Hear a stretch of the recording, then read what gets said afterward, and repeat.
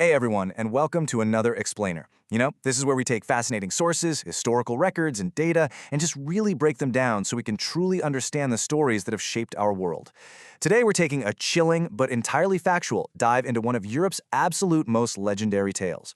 If you've ever, say, felt a shiver down your spine walking past a graveyard at night, or if you're just kind of fascinated by that weird intersection of medical history and urban legend, well, you are in exactly the right place. We're going to unpack the story of Margarita, famously known as the Lady with the Ring.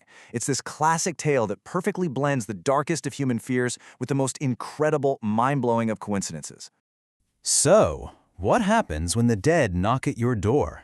I mean, it sounds exactly like the tagline to a scary movie, doesn't it? But as we're about to see in our source material today, this wasn't fiction. This was a terrifying, heart-stopping reality that actually happened. We're going to explore the central mystery of how a grieving household was faced with this exact, literally impossible scenario in the middle of the night. Okay, let's dive into this. Part 1. The ultimate folklore fear. To really get a grip on this event, we first have to understand the specific type of terror we're dealing with here. Before modern medicine, before precise heart monitors, the fear of waking up 6 feet under was very real and, honestly, very pervasive. The story of the Lady with the Ring belongs to a deeply ingrained category of historical dread, the classic buried alive narrative. It was a nightmare that pretty much haunted the collective consciousness of early Europe. And the origins of this legendary folklore? They don't just sit in one isolated village. Our source text actually notes that this narrative is tied to two incredibly distinct periods and locations: 14th century Germany and 18th century Ireland.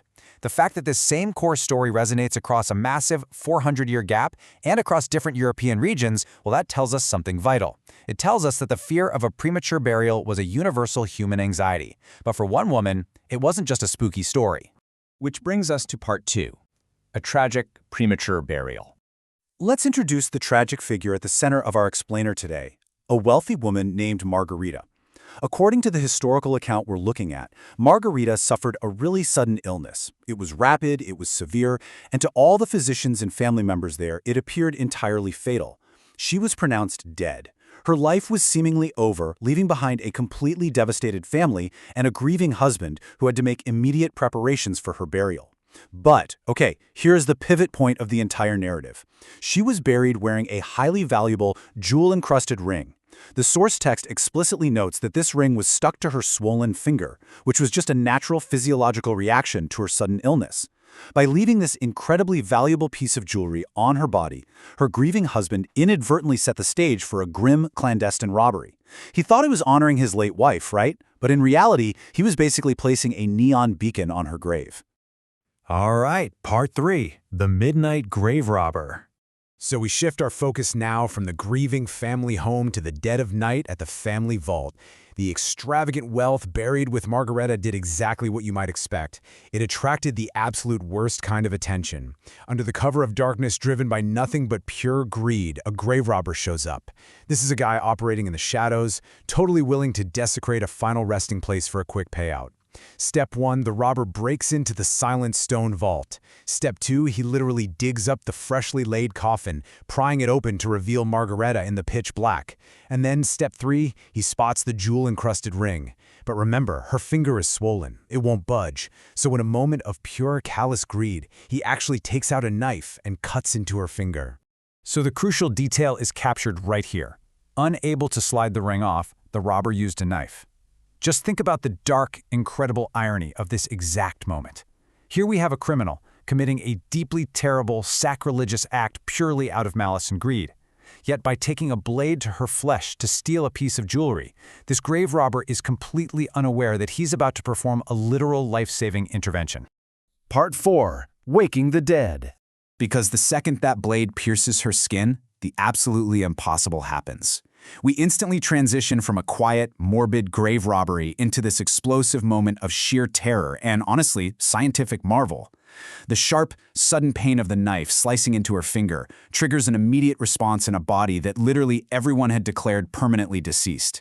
Picture this terrifying sequence of events from the perspective of the grave robber. He's alone in a dark vault. He cuts the finger. Instantly, Margarita sits straight up. She aggressively gasps for air as her lungs expand for the first time in days. Imagine the sheer, unadulterated panic that guy must have felt. The corpse he was mutilating has just sprung back to life. Predictably, the terrified grave robber drops his lantern, completely abandons the jewel-encrusted ring, and just absolutely flees into the night, leaving Margareta sitting wide awake in her own coffin. Which naturally leads us to the exact question you're undoubtedly asking right now. How on earth was she still alive? How does someone get pronounced dead, placed in a coffin, buried in a vault, and then just suddenly wake up? Well, this is where our explainer pivots from what sounds like straight-up supernatural horror into fascinating scientific fact. Now, what's really interesting about this slide is the medical definition provided in our source. Margarita was not dead. She had actually fallen into a catatonic coma. This is described as a physiological state of suspended animation. Her heart rate would have dropped to nearly undetectable levels. Her breathing would have been so incredibly shallow that a mirror held to her mouth might not have even fogged up. To the untrained, unequipped medical practitioners of her era, she exhibited every single clinical sign of death. Her body was essentially paused, just waiting for a stimulus severe enough to shock her nervous system back online. And as luck would have it, that stimulus was the pain of a grave robber's blade. This leads us to part 5, the medical reality. Understanding this medical reality is absolutely crucial. It grounds a spooky campfire ghost story entirely in physiological fact. It transforms folklore into a genuinely fascinating historical case study about the limits of early medicine and the terrifying vulnerabilities of the human body. But let's see how this builds into the final act of our narrative. Put yourself in Margarita's shoes for a second. She wakes up in a cold, pitch-black vault, bleeding from her hand. Our text states she wrapped her bleeding hand, climbed out of her own resting place, and began the surreal, incredibly lonely journey walking all the way back to her family home in the dead of night. And then she reaches the front door, and she knocks. Inside the house, her husband is awake, still grieving. He hears this mysterious, late-night knock at his door. He asks his servant to answer it, and when the servant hesitates, probably spooked by the hour, the husband delivers these exact, heavily ironic words from our source. "It cannot be. It is as impossible as my dead wife standing at the door." It's just a stunning quote that perfectly captures the absolute, unwavering certainty he had in her death. But when he opened the door, there she was. Imagine the sheer shock of that reunion, the absolute disbelief crashing into the warm, breathing reality of his allegedly deceased wife standing right there on his doorstep, cradling a bleeding hand. The very thing he had literally just declared scientifically and logically impossible was looking him right in the eye. And Margarita didn't just survive the night. The source tells us she actually lived for many more years. She fully recovered from the sudden illness and the immense trauma of the vault. As the text so perfectly puts it, she became a walking testament to a grave mistake. Every single day she lived was a reminder of the very real historical dangers of premature burial, and honestly, the astonishing resilience of the human body. Which leaves us with this final, honestly staggering thought. If a grave robber hadn't been greedy, would Margareta have truly been lost to the grave? It is a massive what if. Her survival relied on a bizarre, highly unlikely chain of events. A swollen finger, a valuable ring left behind, and a criminal willing to desecrate a body. Without that hyper-specific combination of tragedy and greed, she would have never woken up. It really makes you wonder just how many other legends are rooted in bizarre, lucky truths, just waiting to be uncovered. Thank you so much for joining me for this explainer. Keep asking questions, and I'll catch you next time.